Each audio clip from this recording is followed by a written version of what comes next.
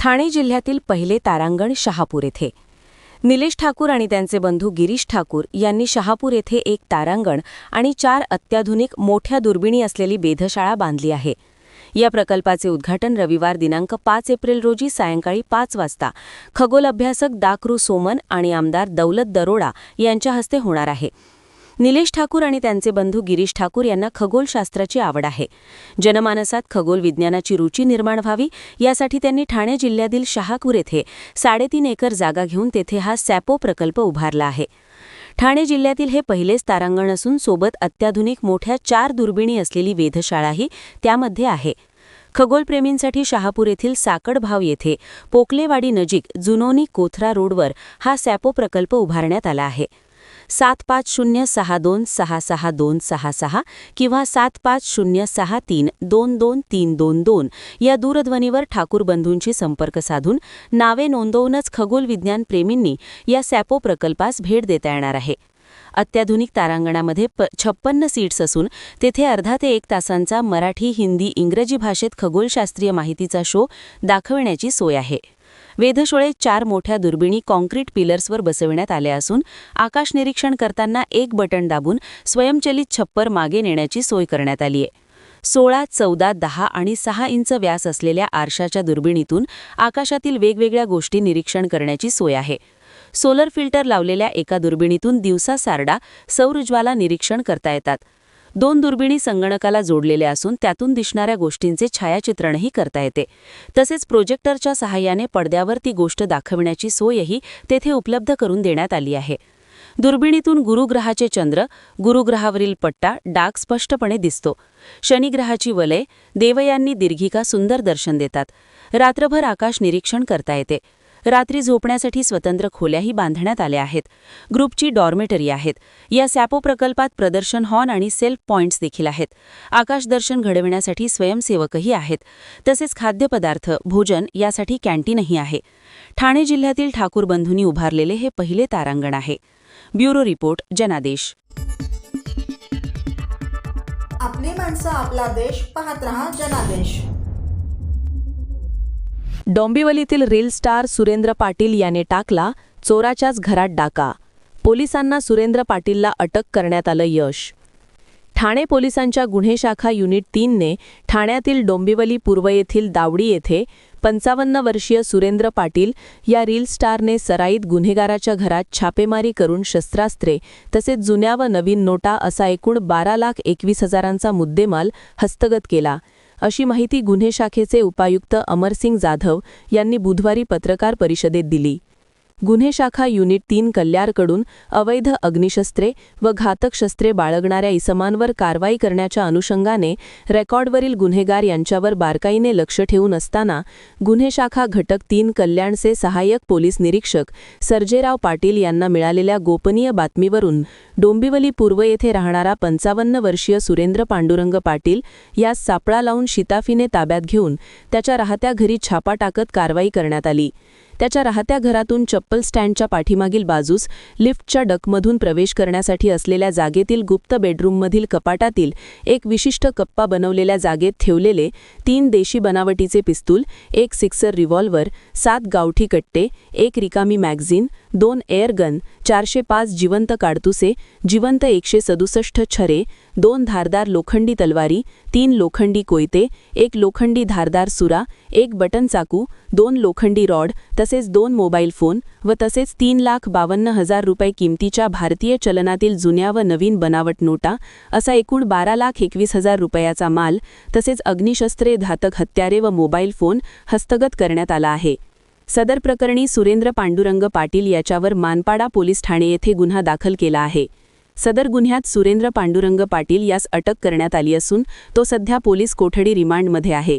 सदर गुन्ह्याचा तपास गुन्हे शाखा युनिट 3 कल्याणचे सहाय्यक पोलीस निरीक्षक सर्जेराव पाटील हे करीत आहेत. ब्युरो रिपोर्ट, जनादेश. माणसं आपला देश पाहत रहा जनादेश. ठाणे महानगरपालिकेचे मालमत्ता कर म्हणजेच प्रॉपर्टी टॅक्स भरण्याचे आवाहन. सन 2022-23 या आर्थिक वर्षाचे मालमत्ता कराचे म्हणजेच प्रॉपर्टी टॅक्सचे बिल ठाणेकर करदात्यांना महापालिकेमार्फत आर्थिक वर्षाच्या सुरुवातीस म्हणजेच माहे एप्रिल 2022 मध्ये देण्यात आलेले आहे. तथापि अद्यापही काही करदात्यांनी मालमत्ता कर महापालिकेकडे जमा केलेला नाही. सध्या आर्थिक वर्षाचा अंतिम टप्पा सुरू झाला.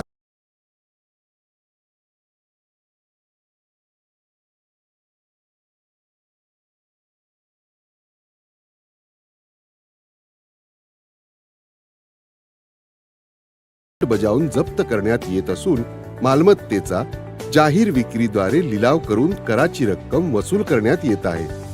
मालमत्तेस पाणी पुरवठा करण्यात येणारे नळ संयोजन खंडित करण्यात येत आहेत. त्याचप्रमाणे थकीत मालमत्ता करावर 2% व्याज आकारले जात असल्याने भरावयाची रक्कम वाढत आहे.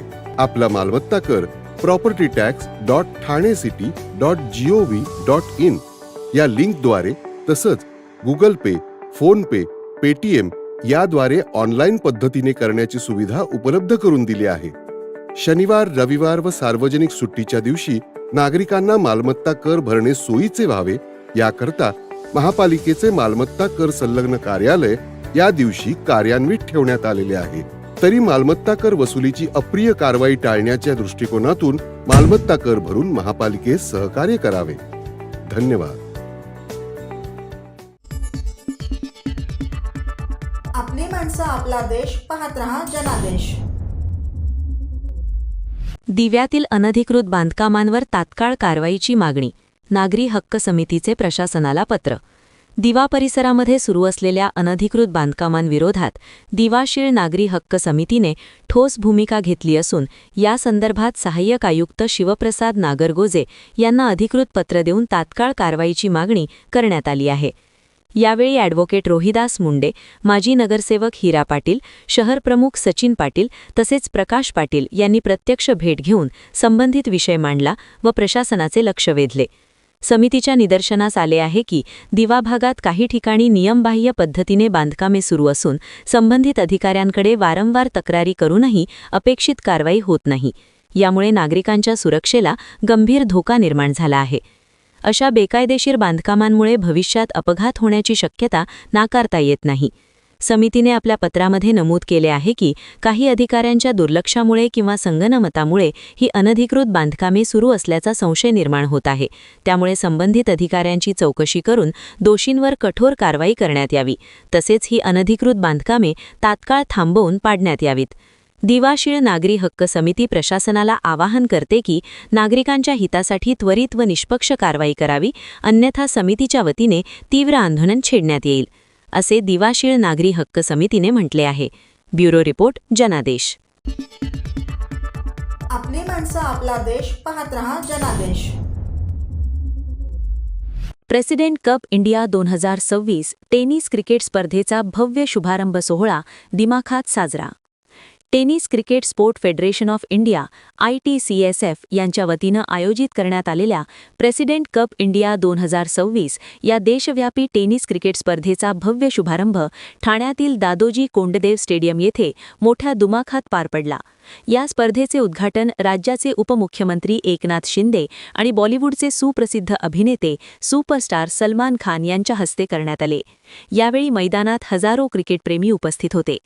टेनिस क्रिकेटपटूंना एक उत्तम व्यासपीठ उपलब्ध व्हावे या हेतूनं आयोजित करण्यात आलेली ही स्पर्धा भारतात विविध देशांमध्ये वर्षातून 3 वेळा आयोजित केली जाईल, अशी घोषणा यावेळी कल्याण लोकसभा मतदारसंघाचे खासदार आणि ITCSFचे राष्ट्रीय अध्यक्ष डॉ. श्रीकांत एकनाथ शिंदे यांनी केली. यावेळी खेळाडूंनी एकच जल्लोष करत या निर्णयाचे स्वागत केले. यावेळी उपमुख्यमंत्री एकनाथ शिंदे यांनी उपस्थितांशी संवाद साधताना या उपक्रमाचे कौतुक केले. तर अशा पद्धतीचे उपक्रम आयोजित होणे गरजेचे असल्याचे मत यावेळी उपमुख्यमंत्री एकनाथ शिंदे यांनी व्यक्त केले. तसेच ठाण्याच्या दादोजी कोंडदेव स्टेडियम मैदानाच्या विकासासाठी आजवर 55 कोटी रुपयांचा निधी उपलब्ध करून दिला असल्याची त्यांनी यावेळी सांगितले. तर यावेळी अनेक वर्षांनी आपण ठाण्यात आलो आहोत. ठाण्यात येऊन खूप छान वाटले. आज ठाणे हे बांद्र्यापेक्षाही अधिक उत्तम दिसू लागले असल्याचे अभिनेते सलमान खान यांनी सांगितले. टेनिस क्रिकेट खेळाडूंना अधिक चांगले व्यासपीठ मिळावे, आर्थिकदृष्ट्या देखील आपली आवड जोपासण्यासाठी मनोबल मिळावे आणि अधिक उत्तम क्रिकेट खेळता यावे यासाठी ही स्पर्धा आयोजित करण्यात आली आहे. तसेच याच हेतून स्पर्धेची विजेती रक्कम देखील 1 कोटी करण्यात आली असल्याचे ही खासदार डॉ. श्रीकांत शिंदे यांनी सांगितले. स्पर्धेच्या पहिल्या दिवशी महाराष्ट्र वॉरियर्स विरुद्ध कर्नाटक रॉयल किंग्ज हा पहिला सामना पार पडला. कल्याण लोकसभा मतदारसंघाचे खासदार डॉ. श्रीकांत एकनाथ शिंदे यांच्या पुढाकारातून या भव्य स्पर्धेचे आयोजन करण्यात आले होते. ते tennis cricket sport federation of इंडियाचे राष्ट्रीय अध्यक्ष म्हणूनही कार्यरत आहेत. त्यांच्या नेतृत्वाखाली टेनिस क्रिकेटला राष्ट्रीय स्तरावर संघटित व व्यावसायिक ओळख मिळवून देण्याचा महत्त्वपूर्ण प्रयत्न या स्पर्धेच्या माध्यमातून होत आहे. ITCSFच्या माध्यमातून देशभरातील टेनिस क्रिकेट खेळाडूंना मोठे व्यासपीठ उपलब्ध करून देण्याच्या उद्देशानं या स्पर्धेची सुरुवात करण्यात येत आहे. 31 मार्च ते 5 एप्रिल या कालावधीत देशातील विविध राज्यांतील 16 संघांमध्ये ही स्पर्धा रंगणार असून मोठ्या संख्येने खेळाडूंना आपली गुणवत्ता सिद्ध करण्याची संधी मिळणार आहे. प्रेसिडेंट कप इंडिया स्पर्धेची बक्षीस रक्कम 40 लाखांवरून थेट 1 कोटी रुपयांपर्यंत वाढवण्याचा ऐतिहासिक निर्णय ITCSFने घेतला आहे. टेनिस क्रिकेट हा सर्वसामान्य तरुणांचा खेळ आहे. ग्रामीण व शहरी भागातील अनेक प्रतिभावान खेळाडूंना राष्ट्रीय स्तरावर चमकण्याची ही सुवर्ण संधी ठरणार आहे. उद्घाटन सोहळ्याला क्रीडा क्षेत्रातील मान्यवर, विविध संघांचे खेळाडू तसेच मोठ्या संख्येनं क्रिकेट प्रेमी उपस्थित राहणार असून प्रवेश विनामूल्य ठेवण्यात आला आहे. यावेळी मंत्री उदय सामंत, प्रताप सरनाईक, खासदार श्रीरंग बारणे, नरेश म्हस्के, डॉ. ज्योती वाघमारे, ज्येष्ठ क्रीडा समीक्षक सुनंदन लेले यांच्यासह सर्व संघाचे अध्यक्ष, खेळाडू आणि मान्यवर मंडळी उपस्थित होते. ब्युरो रिपोर्ट, जनादेश.